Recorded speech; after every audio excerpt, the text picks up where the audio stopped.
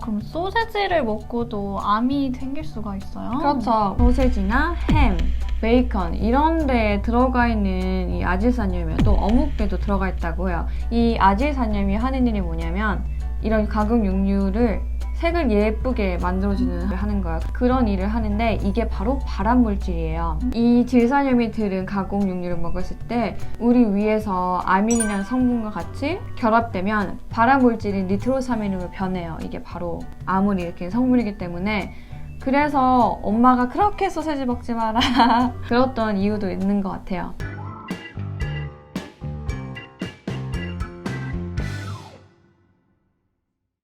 안녕하세요. Holistic Nutritionist 유나 PD 차리입니다. 오늘은 나의 건강에 대해서 되돌아보는 시간을 한번 가져볼 건데요. 나름 내가 건강을 챙기는 사람이어도 나도 모르게 일상 속에서 화학물질이 섞인 제품이나 음식을 먹을 수 있잖아요. 네. 내가 뭐 플라스틱 용기를 사용하진 않는지 아니면 방부제가 들어간 음식을 먹고 있지 않으신지 한번 일상 속에 스며든 화학 성분에 대해서 얘기 한번 해볼게요. 저는 개인적으로 좋은 영양소를 챙겨 먹는 것도 중요하지만 나쁜 것들을 안 하는 행동과 안 먹는 게 최고로 더 중요하다고 생각하는 사람인데요. 우리가 요즘은 식품 첨가물을 피할 수가 없어요. 왜냐면 가공식품 안 먹는 분들도 없고 나가서 먹거나 사 먹게 되면 최소한 100에서 300가지가 넘는 식품 첨가물을 먹게 돼요. 근데 이런 것들이 자꾸 쌓이다 보면 전에 없었던 우리 몸에 안 좋은 반응들도 나타나기 시작하는 거예요. 그러면 우리가 이렇게 식품 첨가제가 많이 들어간 음식들을 나도 모르게 먹을 수도 있잖아요. 네. 그럼 이런 식품 첨가물들이 우리 몸에 점점 쌓이면 어떤 일들이 일어날까요? 이 식품 첨가물이 우리 몸에 자꾸 쌓이다 보면 그것도 독성 물질이고 또 간도 방해하잖아. 그래서 간을 괴롭히는 행동이기 때문에 피곤함이 쉽게 오고 또 간을 데미지 시킬 수가 있고 어떤 분들은 또 이게 피부로 나타나요. 그래서 아토피라든지 여러 가지 피부 염증으로 나타나고 또 그리고 천식 유발, 알러지 등을 심하게 만들고 또 심할 경우에는 암도 일으킬 수가 있어요. 그러면 이 식품 첨가제에 어떤 성질들이, 어떤 성분들이 이런 우리의 질병들을 유발하는 거예요? 제가 여러분들께 식품 첨가물 종류가 너무 많지만 그래도 제가 뽑은 7개를 오늘은 설계해 드릴 거예요. 첫 번째는 바로 나이트레이트, 아질산염이라고 하는데요. 가공 육류, 소세지나 햄, 베이컨 이런 데에 들어가 있는 이 아질산염이 또 어묵에도 들어가 있다고 해요. 이 아질산염이 하는 일이 뭐냐면 이런 가공 육류를 색을 예쁘게 만들어주는 일을 하는 거예요. 그래서 여러분들이 가공 소세지 같은 거 보면 색이 막 브라이트 핑크예요. 막 핑키 하잖아요. 그런 일을 하는데 이게 바로 발암물질이에요. 이 질산염이 들은 가공 육류를 먹었을 때 우리 위에서 아민이라는 성분과 같이 결합되면 발암물질인 니트로사민으로 변해요. 이게 바로 암을 일으키는 성분이기 때문에 그래서 엄마가 그렇게 소세지 먹지 마라 그랬던 이유도 있는 것 같아요. 그럼 소세지를 먹고도 암이 생길 수가 있어요? 그렇죠. 우리가 소량 먹는 게 아니고 계속 오랫동안 먹게 되면 이게 우리의 몸에 암도 일으키는 거예요. 우리는 생긴 것도 다르지만 화학 성분을 홀드할 수 있는 능력도 다 틀려요. 그래서 어떤 사람들은 그렇게 말하잖아. 이거 다 먹어도 돼. 나 할머니는 담배 피고 뭐 90살까지 살았어. 뭐라 이런 말들 많이 하잖아요. 그런 분들은 정말 럭키지만 요즘은 여러분들 보세요. 당뇨, 암, 고혈압 이게 너무 흔한 병이 됐잖아요. 점점 우리 식생활이 변하고 그러니까 이런 병들이 우리 가까이에 오는 것 같아요. 한국 사람들이 정말 좋아하는 음식 어묵 있죠. 어묵. 이 어묵 여러분들 정말 깜짝 놀라실 건데 진짜 한 번만 어묵 사실 때 아니면 지금 집에 있는 어묵들 있죠. 한 번만 뒤에 성분 표시 봐주세요. 정말 깜짝 놀래요. 어묵하면 뭐가 들어있을 것 같아요? 피쉬. And some like onion. 밀가루? 뭐 그런 간단하고 심플한 ingredients가 들어가 있을 것 같잖아요. 근데 하지만 보면 진짜 한 30개에서 50가지 성분 써 있어요. 왜 이렇게 많은 성분을 넣을까요? 어묵도 어묵 따라 틀리겠지만 어떤 어묵들은 좀 버려지는 생선으로 만들어지고 또 거기다가 맛을 더 좋게 하기 위해 향과 맛, 또 합성 보존제 이런 여러 가지들을 넣어요. 그렇기 때문에 이런 성분들도 또 발암물질이 되고 그렇기 때문에 어묵과 또 앞에 말한 가공 육류 드실 때는 꼭 물에 뜨거운 물에 잘 삶으셔서 찬물로 린스해서 드시는 게 조금이라도 식품 첨가제를 줄일 수 있는 방법이에요. 그럼 어묵을 사면은 물에서 씻어서 첫 번째로 물에 씻고 먼저 먹어도 돼요? 뜨거운 물에 삶아서. 아, 뜨거운 물에 먼저 삶고 그 다음에 요리를 해도 되는 거예요? 네, 그럴 때 식품 첨가물을 줄일 수 있는 방법이에요. 그리고 또 단무지를 제가 얘기할 건데 이 단무지가 원래 무슨 색인지 알아요? 하얀색. 맞아. 원래 물은 맞는 거예요. 물은 색이 무색이에요. 근데 단무지 진짜 완전 bright yellow잖아요. 여기는 색소 들어가죠? 단맛을 내기 위해 사카린 성분 같은 걸 넣는데 이런 것들이 특히 발암 물질이고 또 그 사카린은 우리 뇌세포를 죽이고 장에 좋은 균들을 죽인다고 생각하면 돼요. 그래서 뇌 건강과 장 건강을 원하시면 단무지는 정말 저는 추천을 안 드리고 또 이 단무지와 바로 연결되는 게 바로 색소인데요. 특히 아이들이 좋아하는 사탕, 젤리, 캔디, 음료수 이런 것도 여러분 정말 색소가 들어가 있는 확률이 정말 높거든요. 그 색소들은 특히 알러지 심하게 반응을 일으키고요. 천식 또 그리고 피부 염증, 아토피라든지 여드름을 심하게 일으켜요. 그래서 여러분들 특히 아이들 먹는 거 챙기실 때는 꼭 성분 표시 보시고 색소, 또 특히 탈의 색소 안 들어간 거 꼭 선택해서 고르세요.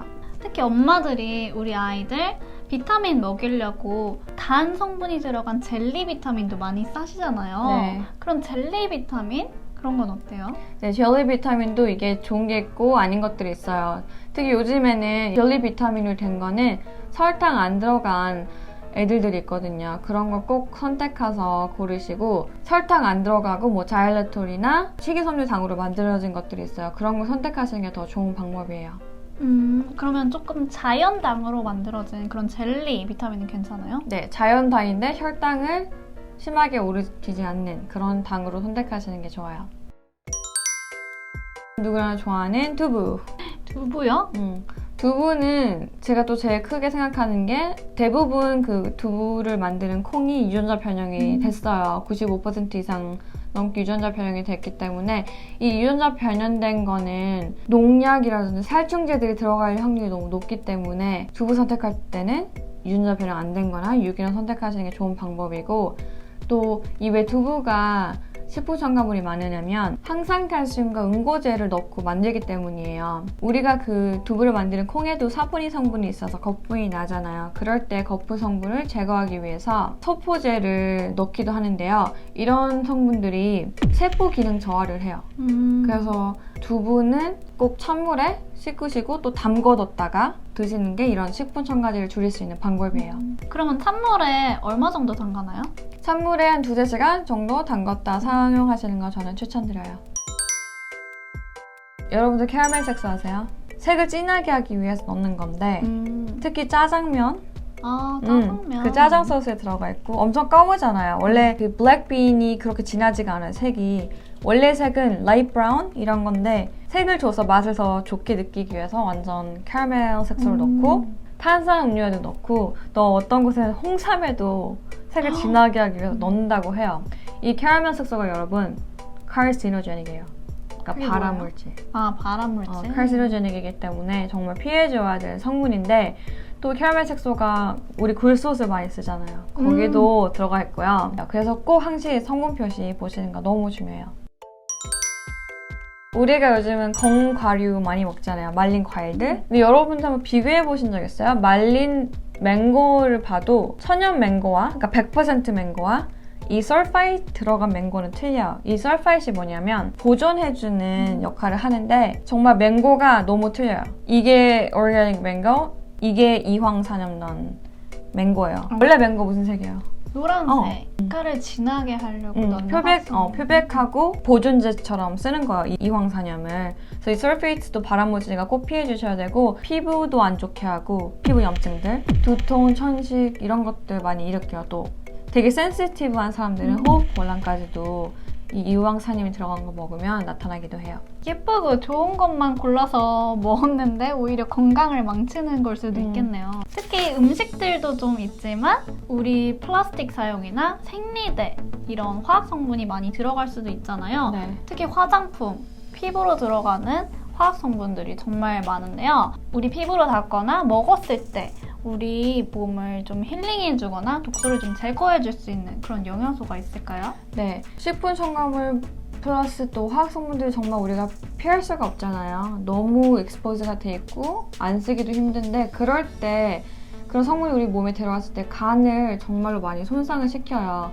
또 간은 이런 케미컬들을 대사하는 장기고 그럴 때 항시 저는 스스로 몸을 보호하기 위해서 여러분들이 챙겨야 될 영양소가 두 가지가 있다고 생각하는데요. 첫 번째는 이 인더스리 칼비놀이에요. 십자가 식물에서 많이 나오는 성분이죠. 네, 맞아요. 브로콜리, 케일, 캐비지 뭐 이런 거에서 나오는 건데 우리가 이 화학 성분들이 들어왔을 때 또 환경 호르몬 그런 것들이 우리 몸에 들어오면 똑같이 여성 호르몬하고 일을 해요. 그래서 너무 많은 여성 호르몬이 생길 경우 여성암들이 또 크게 높아지게 돼요. 뭐 유방암, 작용암 등을 포함해서 다낭성 난소증후군도 확률이 높아지고 또 어떤 분들은 생리통이 심하거나 뭐 PMS라 그러죠. 또 호르몬 관련된 여드름, 또 쉽게 살이 빠지지 않고 살이 찌고 셀룰라이트도 높아지고 그렇게 돼요. 그래서 이런 환경 호르몬이 우리 몸에 많이 쌓였을 때 디톡스를 해줄 수 있는 게 이 환경 호르몬 브레이크다운 해줄 수 있는 게 바로 인더스리 칼비놀이에요. 특히 여성분들도 남성분들 꼭 챙겨 먹으시는 게 좋아요. 남성분들 같은 경우에는 막 가슴 좀 튀어나오고 커지는 분들 요즘 많거든요. 이게 정말로 심각해요.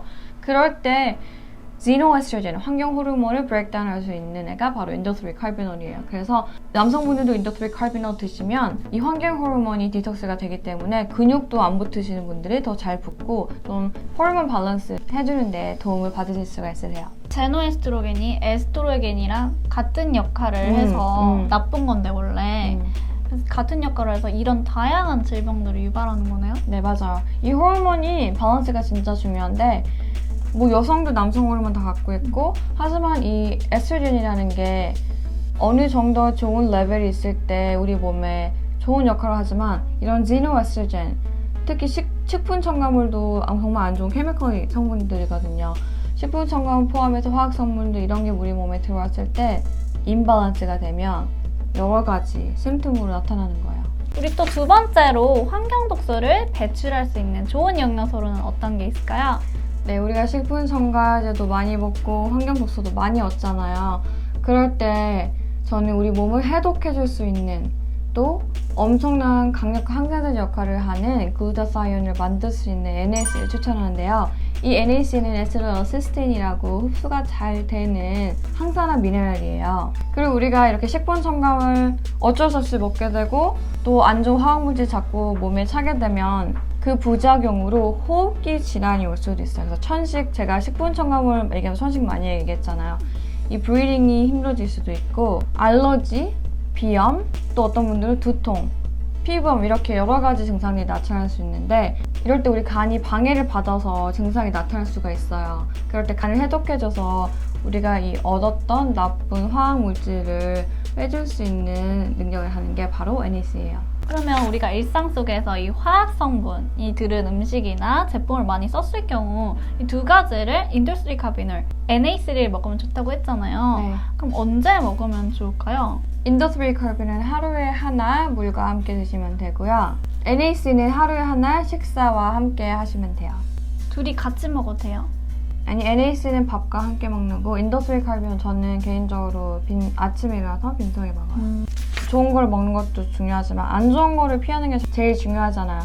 우리 몸은 내가 관리를 안 해주고 내가 사랑을 안 해주면 아무도 솔직히 상관 안 하는 거잖아요. 그래서 여러분들이 뭘 살 때, 그러니까 초이스를 할 때 꼭 물어보셔야 돼요.